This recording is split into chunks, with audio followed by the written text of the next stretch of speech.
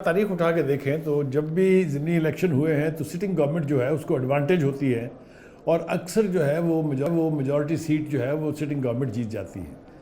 लेकिन हमने देखा कि ये इसकी नफ़ी हो गई थी 22 जुलाई 2022 में जो बाई इलेक्शंस हुए थे, ख़ास तौर से पंजाब में 20 सीटों में से 15 सीटें जो हैं वो पीटीआई जीत गई थी। तो हमें पता चला ये कि ये ट्रेंड जो है ये तब्दील हो रहा है और अब भी मैं ये समझता हूँ इसकी दो बुनियादी वजूहात होंगी। एक तो ये कि 16 महीने की हुकूमत हो, चाहे पीडीएम की जो मखलूत हुकूमत थी या अब पीपल्स पार्टी और नून लीग की जो मखलूत हुकूमत है और एमक्यूएम भी उसके साथ है, उसकी परफॉर्मेंस जो है अगर आप उसको मद्देनज़र रखें तो मुझे नहीं लगता कि वोटर जो है वो उनके हक़ में वोट देने जा रहा है। दूसरी तरफ हम देखते हैं कि पीटीआई जो है जिसके यहाँ कल्ट का क्राउड है कि खान साहब जो है उनकी ज़ात का वोट है। वैसे तो हमारी तमाम पॉलिटिकल पार्टीज़ के साथ यही है। बेनज़ीर भुट्टो थी तो पीपल्स पार्टी को वोट पड़ता था, जुल्फ़िकार अली भुट्टो साहब थे तब भी उनको वोट पड़ता था, अब जरदारी साहब हैं तब भी उनका वोट बैंक है, नवाज शरीफ साहब हैं उनका वोट बैंक है। तो कल्ट की लीडरशिप हमारे यहाँ चूँकि रही है तो वोट तो पड़ेगा उनको।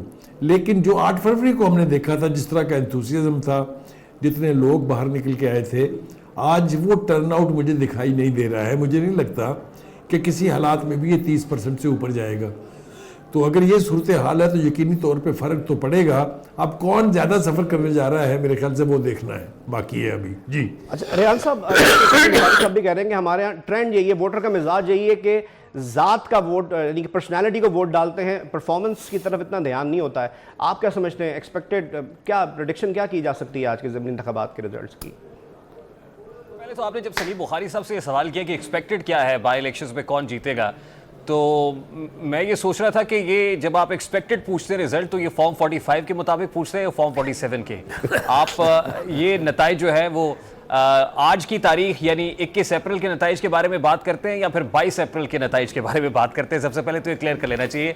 आई होप कि जो नतीजा होगा वो आज ही कंपाइल कर लिया जाएगा, क्योंकि टर्नआउट एज ऑफ नाउ को बहुत ज़्यादा दिखाई नहीं दे रहा है। लेकिन एक जो कर्ज मेरे ऊपर है वो मैं चाहता हूं, मुझे क्योंकि बार बार कॉल्स आ रही हैं, कुछ स्टूडेंट्स ऐसे हैं जिनका ताल्लुक एक बड़ी जामिया से है, वो लाहौर की एक बड़ी जामिया से ताल्लुक रखते हैं और वहाँ पर हुआ ये है कि गुज़श्ता रोज़ उस बड़ी जामिया की तरफ से आनन फानन अचानक एक नोटिफिकेशन इशू किया गया और हॉस्टल्स खाली करा लिए गए। उन्हें बताया गया जी कि आपकी जामिया के अंदर जो है वो पोलिंग स्टेशंस भी होंगे, यहाँ पे कोई कंट्रोल रूम भी बन रहा है और ज़ाहिर है सिविल आर्म्ड फोर्सेस जो है बड़ी तादाद के अंदर वहाँ पे पहुँच गई और वहाँ पे जो स्टूडेंट्स हॉस्टल के अंदर मौजूद थे वो गिलगित बल्तिस्तान से आई हुई तालिबात भी थे और तलबा भी थे, मेल फीमेल दोनों, और फिर इंटीरियर सिंध से भी थे, साउदर्न पंजाब से भी थे। अब वो बार बार फ़ोन कर रहे हैं कि जी हमें कल निकाला गया। अब वो स्टूडेंट जो गिलगित साल में एक दफ़ा जाता है और जमा पूंजी वो एक इकट्ठी करके पॉकेट मनी अपनी साइड पे रखता है कि वापस जाने के लिए किराया हो, अब वो बड़े परेशानी के आलम में उन्होंने गुज़श्ता रात गुजारी और बताया ये गया कि ना सिर्फ आज के दिन छुट्टी होगी, कल और परसों भी छुट्टी होगी, यानी ट्यूसडे तक जो है जामिया बंद रहेगी। तो मुझे समझ नहीं आ रही कि ये ट्यूसडे तक क्यों बंद रखी गई और फिर आप 2 दिन पहले बता देते तो क्या नतीजा कल और परसों भी आता रहेगा? सबसे पहले तो ये आई होप के जो रिजल्ट्स हैं वो आज ही कंपाइल कर लिए जाएंगे और शाम तक जब आप बात कर रहे होंगे तो किसी ना किसी पोजीशन में होंगे कि बता सकें कि नतीजा क्या है। अच्छा, एज फार एज एक्सपेक्टेड की जो बात आप करते हैं तो कॉन्स्टिट्यूंसी वाइज अगर हम देखें तो मेरा ख्याल है कि उंगलियों पर गिना जा सकता है। ये जो नेशनल असम्बली की कॉन्स्टिट्यूंसीज है वो 5 है और जो प्रोविंशियल असम्बली की कॉन्स्टिट्यूंसीज हैं वो 16 हैं। अब इसमें से जो majority of the constituencies provincial assembly की हैं 12 का ताल्लुक तो पंजाब से है और पंजाब में मेजॉरिटी ऑफ द कॉन्स्टिट्यूंसीज जो है वो पाकिस्तान मुस्लिम लीग नून की छोड़ी हुई नशस्तें हैं। उसको भी अगर आप काउंट करना चाहें तो आप देख सकते हैं कि उसमें कुछ ऐसे कॉन्स्टिट्यूंसीज हैं जहां पर बड़ा कांटेदार मुकाबला मुतवक्के है। पीपी 32 गुजरात जहां से भी आपने नुमाइंदा लिया और वो बता रहे थे कि यहाँ से चौधरी मूसा इलाही जो चौधरी वजाहत हुसैन के साहबजादे हैं वो कंटेस्ट कर रहे हैं और उनके मद्दे मुकाबिल परवेज इलाही साहब जो पाकिस्तान तहरीक इंसाफ के सदर हैं वो कंटेस्ट कर रहे हैं और यकीनन हैवी वेट इसलिए कि 1985 से कंटेस्ट करते रहे और इस वक्त एक सिंपैथी वोट तो जरूर होगा कि वो बिहाइंड द बार्स है, लेकिन चौधरी सालिक साहब की छोड़ी हुई ये नशिस्त है, यहाँ पर बड़ा कांटेदार मुकाबला हो सकता है। फिर मैं आपको बताऊं कि वजीराबाद के अंदर हामिद नासिर चट्टा साहब के हामिद अहमद चट्टा साहब यहाँ से नेशनल असेंबली की सीट प्रोविंशियल की भी जीते थे। फिगर अगर आप उस पर बात करें, हमें सना बुच्चा साहब भी ज्वाइन कर लिया, उनसे भी हमने राय लेनी है।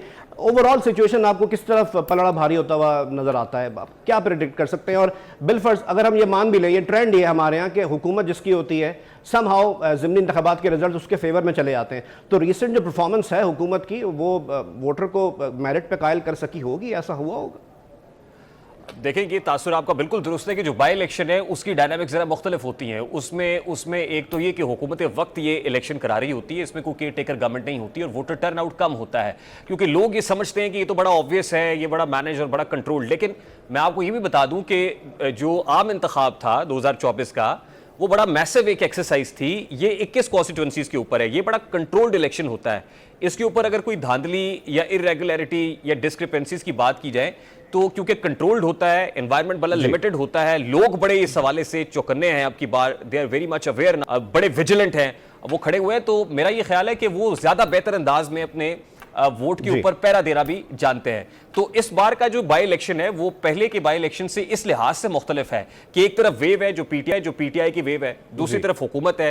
हुकूमत ऐसी है जो अभी स्ट्रगल कर रही है, स्ट्रगल इन अ सेंस कि जब से हुकूमत बनी है वो अपने पांव पर खड़ी नहीं हो पाई अभी तक। वो स्टेबिलिटी जिसकी तवक्को की जा रही थी कि इलेक्शन हो जाएंगे, लेकिन तो हर किस्म का इस्तेकाम आ जाएगा, वो आपने पॉलिटिकल बहुत अच्छी बात स्टेबिलिटी। बोली थी कि जो भी हो रिजल्ट्स जल्द से जल्द आ जाने चाहिए।